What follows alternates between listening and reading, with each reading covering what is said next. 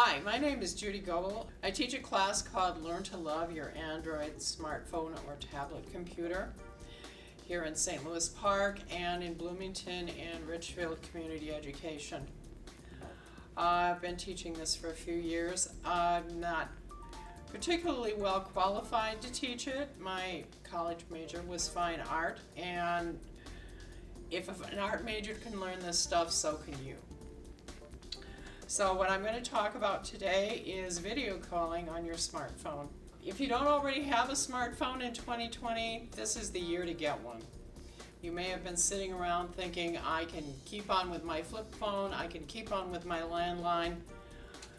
You probably could, except the cell phone carriers are starting to phase out flip phones, so they may get a hold of you and tell you, tough, you have to get a smartphone or just not have a phone at all.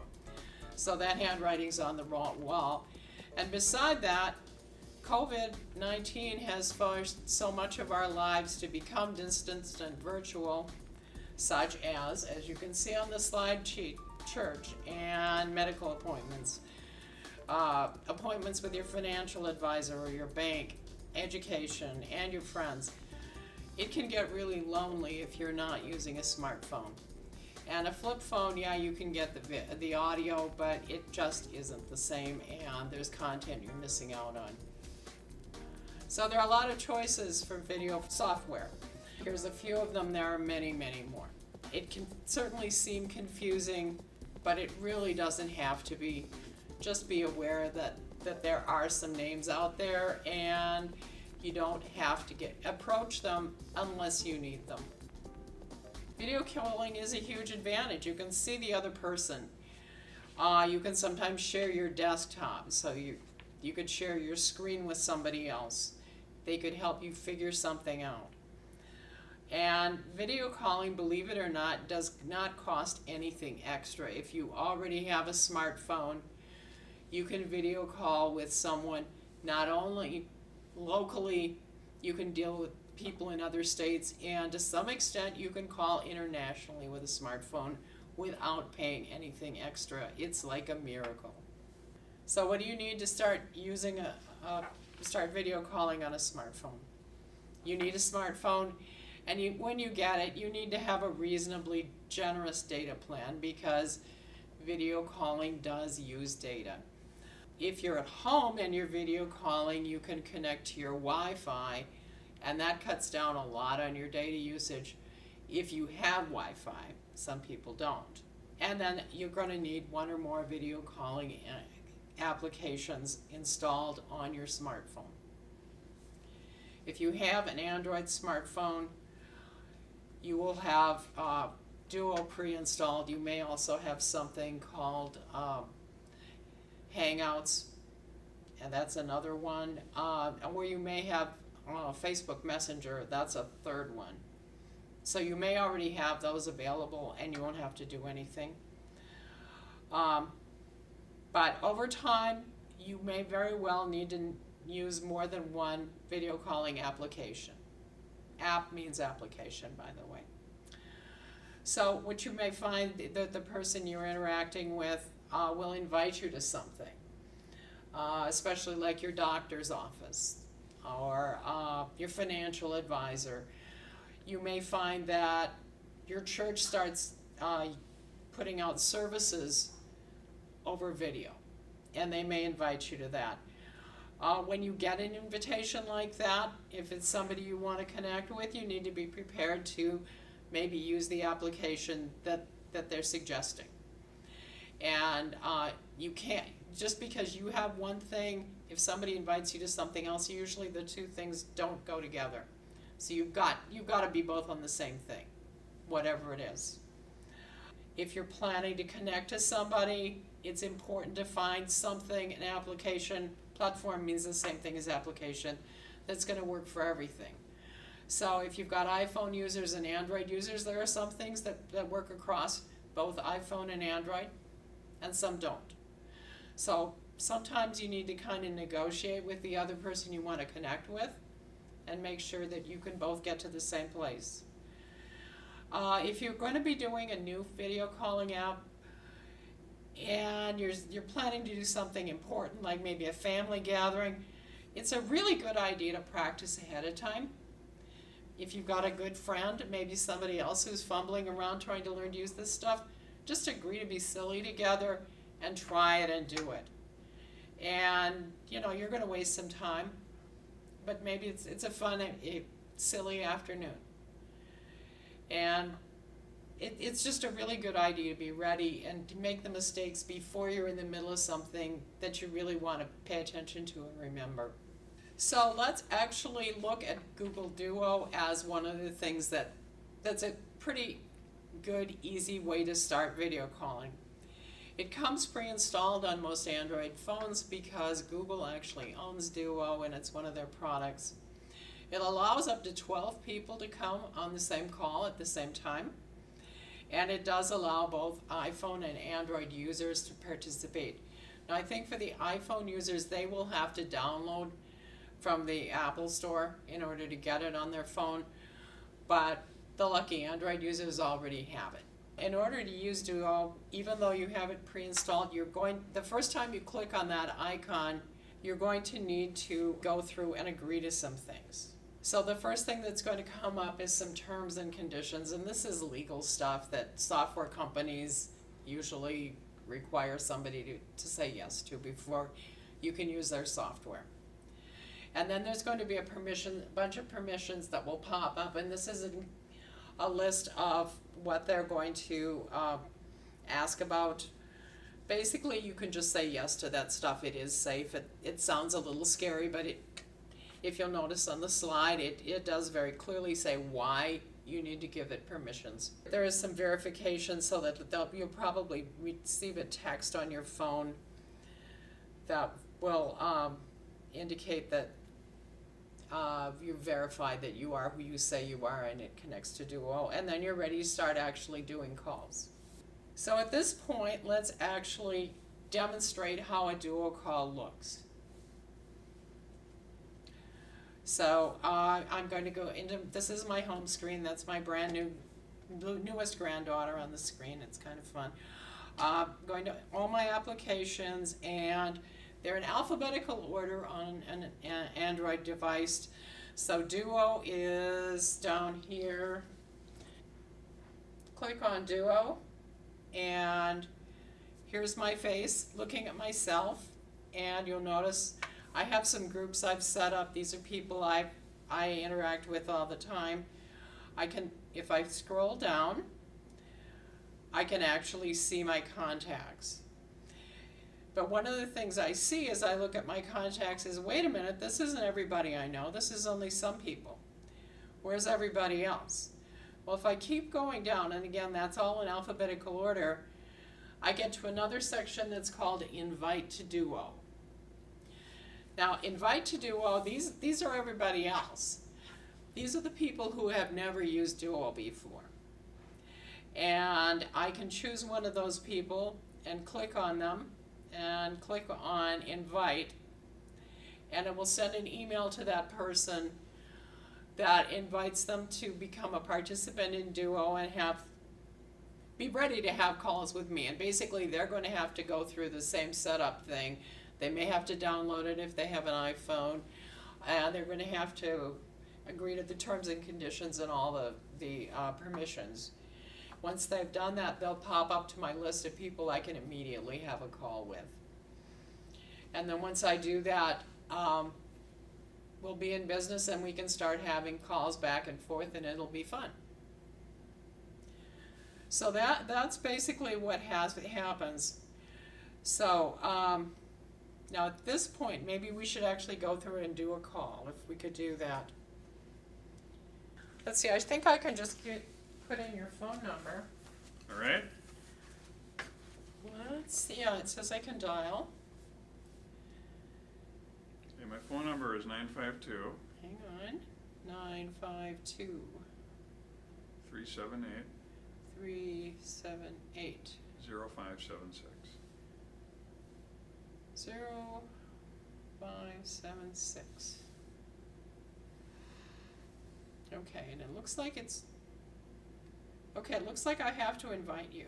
All right. Okay.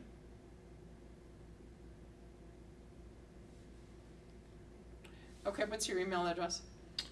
Okay.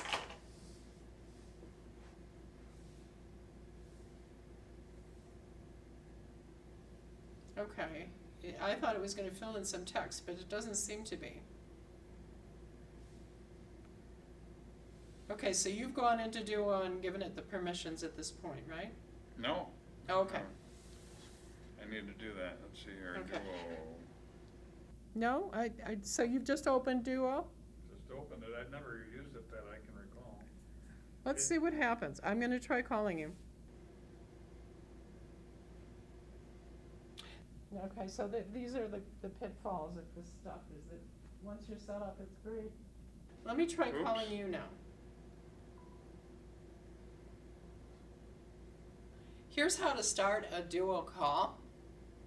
So you can see from my screen, I've got a blue button at the bottom that says Duo call. I have entered a phone number. I just push that button and it's going to start ringing. Okay, now it's saying that you're unavailable. Did you hang up the other call? It hung up itself. Should I add you to my contacts? You can if you want. Okay, let me add you to contacts.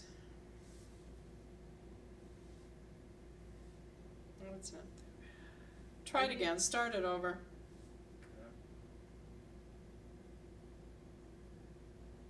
Okay, so this is dialing again. I am going to get out of Duo and go back in. Incoming call, so I'm swiping up to answer. There. That's how it should look. Yeah. So now we,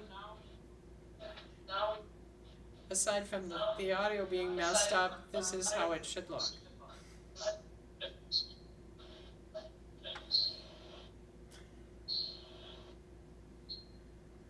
Very good. Okay. Judy, it's been wonderful chatting with you. Yes. Okay, in order to hang up, you tap the screen in the middle. You'll see a little red phone there, and you can just tap on it, and it hangs up the call. Here we are. I hung up. So it's just that easy. Third time was a charm. Yep.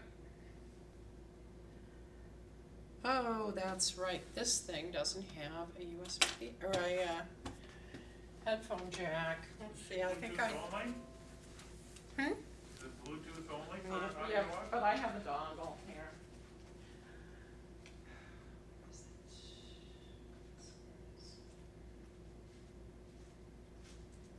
So this must be such a new tablet that it has that New and unimproved, yeah. disappearing features. Yes. So this is kind of an annoying dongle because it doesn't do the microphone, but that won't be an issue because we don't really want the microphone anyway at the moment. So is that a USB-C dongle that you can plug in? Yeah. So let's see how this works. All right, so we're going to do a three-way, then I'll have to.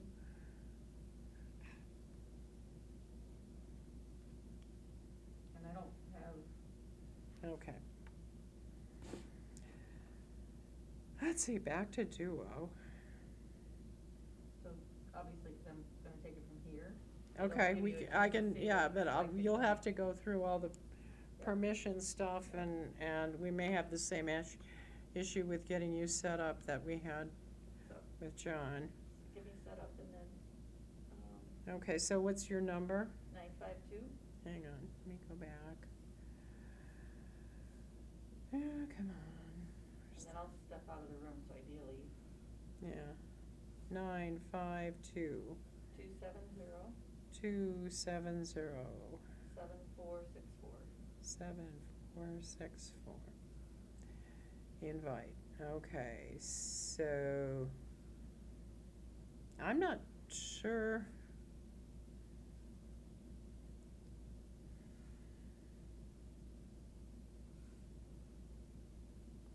I guess I could text you, that'd probably be easier, wouldn't it?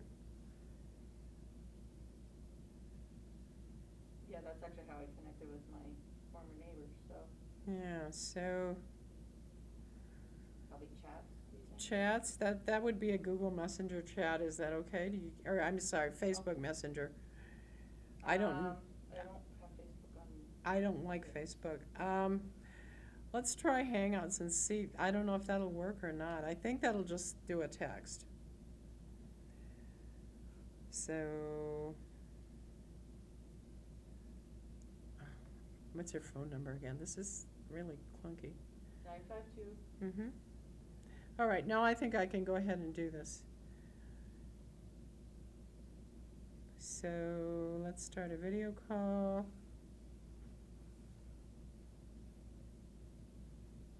Hello. Hello. Here, I'll take my mask off. So this is an example of a video call.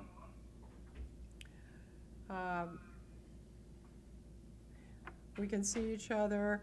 If there are more people on the call, we will see more little squares with different faces in them.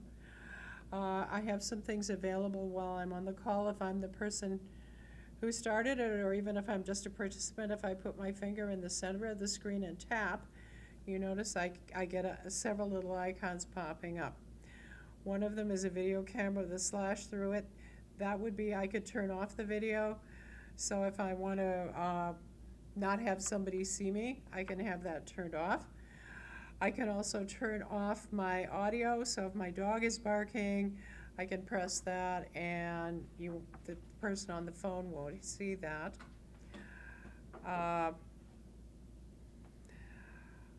would also be able to switch cameras, so I could use my selfie camera if I wanted to, or vice versa. And the final thing I could do is the little picture of the phone receiver there. If I tap on that, it hangs up the call. So I'm going to go ahead and say goodbye and hang up the call, and it pops up and asks me how the call quality was, and I don't even have to answer that.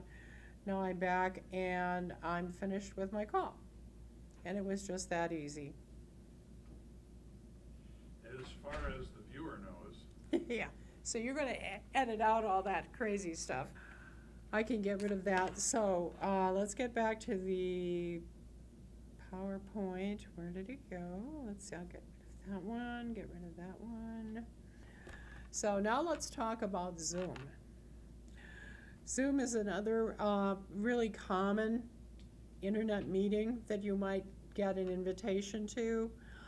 You might get it from your financial advisor or some other organization that wants to do a meeting. Usually Zoom meetings have several people involved, and some of them might be a mass meeting where hundreds of people are involved, and in some cases in those meetings you're only able to view, you're not able to participate actively. What you see on the slide here is a meeting invitation that is just a sample of how it might look. You see that the name of the meeting there, and you'll see there's a hyperlink in there that you can just tap on, and when you tap on it, it takes you directly into the meeting. If you don't happen to have Zoom installed, you would be in a situation where clicking on that hyperlink might prompt you to actually do the installation and go ahead and get ready for the meeting. If you get an invitation to a Zoom meeting and you're not used to being in those meetings, you haven't been in one before, you probably want to start well in advance of when the meeting is going to begin, because it's going to take a while to download, and Zoom usually puts you through a test of your microphone and your video prior to the meeting to make sure that they're working, and the speakers and the microphone are at an appropriate volume for everybody. So it's kind of a nice feature, just to allow time for it. So in general, when you're going to use Zoom, at some point you have to download that app. If you're as I mentioned a minute ago, if you're invited to someone else's Zoom meeting, you're going to click the link in the invitation. And if you want to be the host of a Zoom meeting, you're going to have to set up an account with Zoom. They have some limited accounts where you can host a meeting up to like a half hour long for free. If you're going to do meetings with a lot of attendees, or you're going to have meetings that last longer, you're probably going to end up having to pay Zoom, which is fair. They have bills to pay too. A Zoom meeting, and what I'm going to do, I think, is I'm going to use my phone and start the Zoom meeting, and then I will try to join it. That should make things way fun. We'll see if this works. Okay, so that meeting should be started now, and now let me go to my Gmail. Okay, I'm looking at a Zoom invitation that I've gotten in email, and I'm going to click on the link, and it's going to start Zoom and actually connect me to the meeting. So it looks like they're that way when you're looking for something. Yeah. There you go. Actually, why don't you hold this, and then we have another person on the phone. So, there. So now I'm on the call, and yeah. Once again, hi. Hi. Let's see. Yeah, there we go. Okay, so now I've turned on the video. My friend can see me. I can see my friend. We can interact. And it's good for as long as Zoom will let us be on the call. If there were more people, you would see more little squares with faces in it. And when you get more people, it tends to slow down and get a little jerky.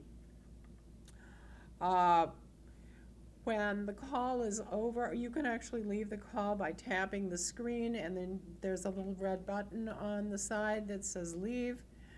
So I can get off the call and say goodbye. And again, it's relatively easy to do. Thank you. And that is basically all I have to talk about, I think. Let me see.